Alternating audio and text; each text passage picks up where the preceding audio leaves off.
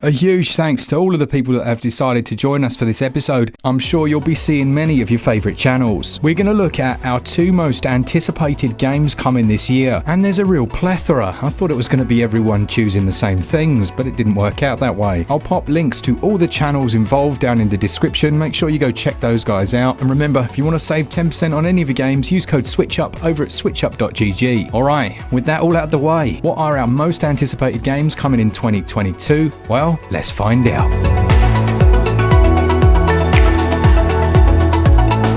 Alright, so Alex here from SwitchCorner. Thanks to Mark and Glen for having me today. 2 games I'm excited for in 2022 though. It was a tough choice, honestly. 2022 is looking stacked right now already, but my first choice, it would have to be the mighty Bayonetta 3. Just knowing that this game, it's going to be exclusive to the Switch, it gives me so much confidence in its capabilities, its performance on the system. And then the gameplay then from the Direct, it just looks insane, continuing the story of Bayonetta and the Climax series. I'm naturally being careful here to avoid spoilers, we're heading into the 3rd game at this point, but I urge you to check out the first 2, and in my eyes, action fans, this is one of the very best out there as we channel just all sorts of special abilities, demons, and even just, I guess, general badassery. I mean, what other game has a character with guns in their shoes, and that would be considered one of the more subtle mechanics? The gameplay we've seen this far then looks incredibly smooth with all the flash you would expect, and I have really high expectations of this release. Now, if you're not convinced just yet, take a look at these epic demon fights. Next up then, not a standalone release this one, but Cuphead the Delicious Last Course. It's DLC for what is easily one of my favourite games on the Nintendo Switch. For me, this is kind of like Silksong level of excitement, to give you an idea, and for the few that maybe don't know, Cuphead, it is a boss rush experience, meaning it can be challenging as hell at points, but the reward is more than worth it. I think what just got me interested, like many originally, it was the graphics with that kind of 20s, 30s style, but when you get into it, the gameplay is near flawless, and the music, I own the soundtrack on vinyl, I suggest everyone takes a listen. This release saw new bosses across DLC Island, new weapons, charms, and Miss Chalice, a new playable character. All of these new weapons then and Miss Chalice, take them back to the old bosses, beat that previous record. I'm always down for revisiting the original game. Be excited for this one though, and play Cuphead if you haven't already. Thanks all. How's it going everybody, Luke here from Star or ShovelWare, and while there are a ton of great games coming out this year for the Switch, there are 2 in particular that I'm looking forward to, the first of these being Oxenfree 2. Now if you've never played the first one, it's essentially a narrative driven adventure game whose story revolves around a bunch of kids who get wrapped up in a paranormal mystery whilst on a sightseeing tour of a local island. It's a great little game though, and a really chill one which can be wrapped up in around 3 or 4 hours, and this second game picks up 5 years after the first one, with the same mysterious radio signals once more playing a role, and I'm really looking forward to seeing what the game has in store for us. Interruptions in their radio broadcast over the phone. I need visual confirmation of the clouds above Edwards Island. Now my second pick today, and one that admittedly isn't a new title, or 2 new titles should I say, are the first and second Portal games, which both come wrapped up nicely in the Portal Companion Collection. Now these games have long been in my list of top puzzle games, and I'm really looking forward to revisiting them, and I think anyone who has played them will agree that they have that perfect balance of simple puzzle mechanics, while still retaining a decent level of challenge. To top it all off though, the game also has one of the greatest antagonists of all time, with GLaDOS, the sadistic power-mad AI, and I don't think I've ever laughed as much while playing a puzzle game as I have with these 2 absolute gems. The important thing is you're back. With me. One of the games that I am looking forward to is Rune Factory 5. As an old Rune Factory fan, I was absolutely devastated when the company filed for bankruptcy back in around 2014. And I thought I would never see the day a new Rune Factory would be announced. But then they announced it, Rune Factory 5, I even got a small little tear, and it is looking amazing. Rune Factory actually started out as a spin-off series to Harvest Moon, with the same basic concept of farming, but also with added combat to the gameplay. Rune Factory 4 is one of my most played 3DS titles, which was also remastered and re-released to the Switch. And from what I'm guessing, it sold well enough to warrant for Rune Factory 5. If you ever liked life simulators, also you can date people and get married. You can do all of these things in Rune Factory. And then some, also combat. So it's Harvest Moon with combat. Rune Factory 5, look out for this game. One of my most highly anticipated games. Fire Emblem Warriors, which happens to be one of my most played games on the Nintendo Switch ever. I very rarely hear anyone talk about this game. So for that reason, and me playing it as much as I did, I consider this already a hidden gem on the Switch. So you can imagine my surprise when they announced another Fire Emblem Warriors. From the latest Nintendo Direct, this game, the second Fire Emblem Warriors game called Three Hopes, was my definitive highlight of the entire presentation. I can say this much from playing the first one to death. There were a ton of content, an engaging story, addicting gameplay, and I'm expecting all of that and even more in Three Hopes. Personal favorite of mine, one of my favorite games on the Switch also. Highly underrated, I love it so much. I cannot wait for Three Hopes, guys. Hope you want to check that one out. Hello everyone, it's Jordan here from SwitchWatch. You know, that other Switch related channel that only the super cool kids watch. Anyways, when the SwitchUp lads asked me which 2 games I was most looking forward to this year, I didn't even need to think about it, even though I probably should have. Anyways, if you're a super cool kid out there, then you know me, and you know I like old ass ports of games gone by, especially if they've got a Square Enix logo slapped on them. So firstly, I'm gonna go with Chrono Cross, the Radical Dreamers edition. As a British dude, I was deprived of a lot of Square goodness back in the day. I'd almost consider it a war crime with how many awesome JRPGs we Europeans missed out on, and this was one of them. The sequel to Chrono Trigger, which I have played, but I've never played this one. Epic in scope, with more than 40 potential party members, a real grand looking adventure, and it looks like it'll be a decent enough remaster without them going above and beyond. I'm also looking forward to that super obscure visual novel that's finally getting localized along with it, called Radical Dreamers, and I'll be sure to take a look at it on my visual novel channel, VN Paradise. Second not so subtle plug accomplished. Alright, now my second game. Well, when this was revealed during the Nintendo Direct, it gave me goosebumps. Live Alive. This is a game I didn't know needed to be injected into my veins, but come on nurse, pump it. A never before officially localized Square Super Famicom game that goes for variety with many playstyles in a JRPG framework, all now looking absolutely glorious in HD 2D, the best art style ever created. There's always been the war of those who love 2D sprites and those who love modern 3D, while someone at Square said, hang on lads, let's stop fighting and make a baby. Yes, 2 art styles getting jiggy with it, I approve. Here you have 8 protagonists with different playstyles in different eras and scenarios before coming together in the end for a satisfying conclusion. To be fair, I could have easily chosen the Dragon Quest III remake or Triangle Strategy instead of Live Alive, because I'm shallow enough for the art style alone. Plus, Triangle Strategy, that is a stupid ass name. Dragon Quest III, I've played it already, I reviewed it on the Switch, but this game, Live Alive, this is kind of like a exotic and mysterious, like an Egyptian belly dancer trying to seduce me. Anyway, I'm checking out. Thanks to Glen and Mark for inviting me here. Yeah, it's very brave of them. Hey everyone, it's Spencer Legacy from Noisy Pixel, and 2022 is shaping up to be a crazy year for video games, which makes it tough to only pick 2, but I'm doing it anyway. The first game is Omori from developer Omocat, revealed to be coming to Switch during the December 2021 Indie World event. Omori is an emotional RPG with a narrative that depicts anxiety, depression, and suicide.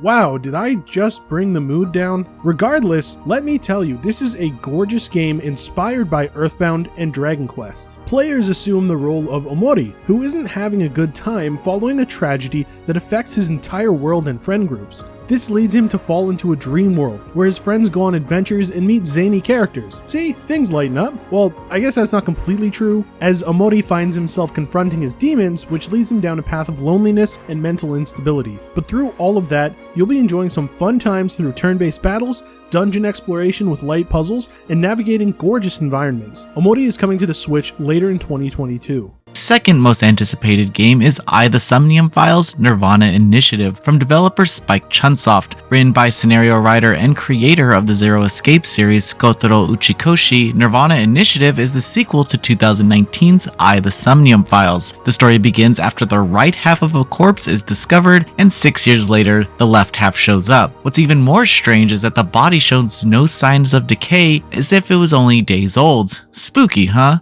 Well, not to worry, because Special Agent Mizuki and her AI partner Aiba are on the case to solve this murder mystery. We don't know much more about the narrative, but that's okay because we do know that the gameplay will feature plenty of detective adventure elements. Players will explore scenes and interact with other characters to crack this case wide open. I think the bigger mystery here would be if you haven't played The Somnium Files yet, why the heck not? Nirvana Initiative is coming to all platforms on June 24th. Hello friends, it's Dave here from Savedex, and the Switch game I am looking forward to most in 2022 is Mario Strikers Battle League Football, coming out on the 10th of June. Next Level Games are bringing us a third entry in this series, 15 years after the previous Wii outing, combining five-a-side football with Mario Kart-like items and very un-Nintendo-like aggression coming from their mascot character. Even if this plays exactly like the Wii version, I'm going to be very happy. This looks to include some customization in the outfits that change the stats, and you can merge different types of pitches together, as well as 8-player local multiplayer and online clubs for up to 20 people. This is long overdue, but hopefully Next Level Games can score a hat-trick of great Mario Strikers games this summer. Hello everyone, I'm Asdin from Grinning Games and one of the writers for SwitchUp.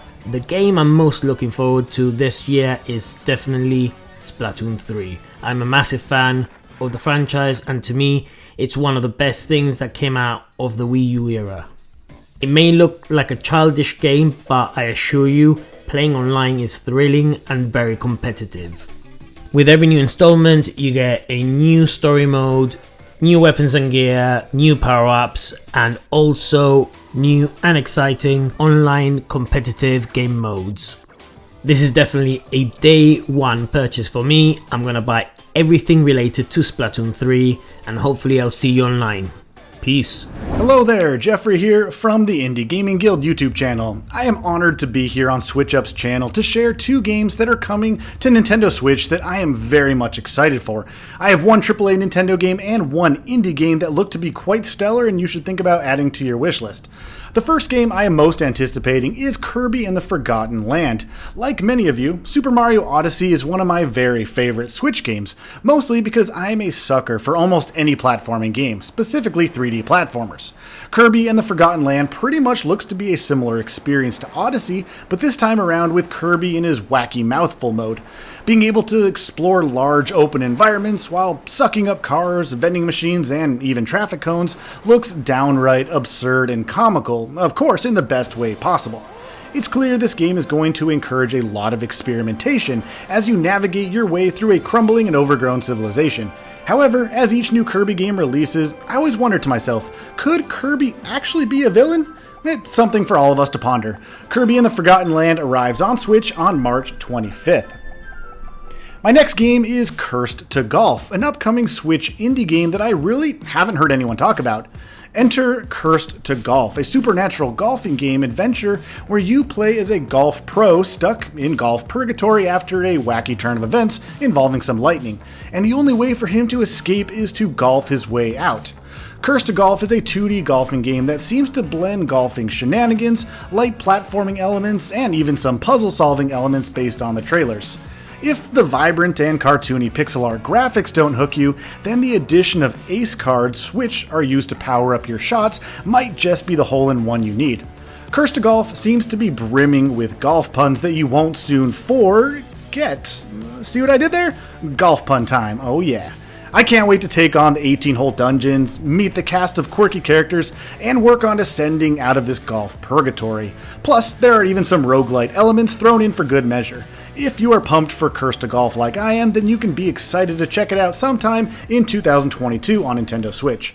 Thank you so much, Mark and Glenn, for having me on your channel to share 2 Switch games that I am excited for in 2022. Have a truly wonderful and happy day. Bye-bye. Right, my most anticipated games of 2022 on the Switch. Well, the first one would be TMNT Shredder's Revenge. Now, I've said a few times on the channel that I'm a massive Turtles fan, always have been, going all the way back to the original cartoon in the 80s, and I actually feel quite privileged that a show that I hold so close to my heart has had so many incarnations over the years. Whilst it is easy to get quite precious about something that you love and never want it to change, it's that change that has kept the franchise alive over the years, with every fresh take on it, introducing it to a new audience. I've introduced the Turtles to my kids and I've loved seeing them over the years in cartoons, the original comics of course, movies and the various video games that they've been in. This new game looks to have them doing what they do best, and that's appearing in a beat 'em up, and I really do like the fact that Dotemu are involved after their work on Streets of Rage 4, as well as some other classic franchises that they revived, such as Wonder Boy and Windjammers. I do wish they would have used their signature hand-drawn style rather than a pixel style. As lovely as I do think the game looks, it would have been great to see something a bit different. We've had a lot of pixel beat-em-up games for the Turtles over the years, but either way, this is definitely a game I absolutely cannot wait to play. And my second game then, sorry for a lack of variety, but having waited a long time for a new Turtles game, another one gets announced straight after. Now, I am of course talking about the Cowabunga collection, and it isn't a new Turtles game per se, it's of course a collection of classic games from the series past, but the games that are included are indeed absolute classics. Last time I checked, there were 13 games included in this collection. You have games such as the original arcade game, which I remember playing myself at the Lee Valley Leisure Centre when we used to go swimming there as kids. You have Turtles in Time, which is one of my favourite games of all time. You have the 3 NES games, the first of which was a bit of a phenomenon when it came out, and despite the fact it was very difficult, and it's quite obvious they didn't have a proper grasp of the source material when making the game, I still have a huge amount of nostalgia for it, and the other 2 are more traditional beat-em-ups. Turtles Tournament Fighter, another game I used to very much enjoy on the Super Nintendo, and I think there are another couple of versions of that on here too, versions I haven't played, so I'm looking forward to checking those out. And I think I'm right in saying actually that Turtles Tournament Fighter for the NES, which I think is on here, was the only fighting game, at least in the traditional sense of health bars, single screen, not brawlers or side scrollers at all, to release on the NES, which is pretty crazy, unless of course you're counting Punch Out, which for this I'm not. There are the Game Boy games on here, games that I had as a kid and still own in the box to this day, and Hyperstone Heist, which I've never actually played as I didn't have a Mega Drive when I was a kid. Now, one thing I don't know, and I'm quite happy not to know it to be honest, I do like to have some surprises with games like this, is whether it's the Super Nintendo or the arcade version of Turtles in Time. I'll be honest, I'm really hoping it's both. I think they're different enough to warrant both being on here, but whichever one it is, if it is just one, I'm more than happy with that. Let's hope that these releases keep the Turtles franchise going strong, as it's absolutely wonderful to see it doing so well after all these years.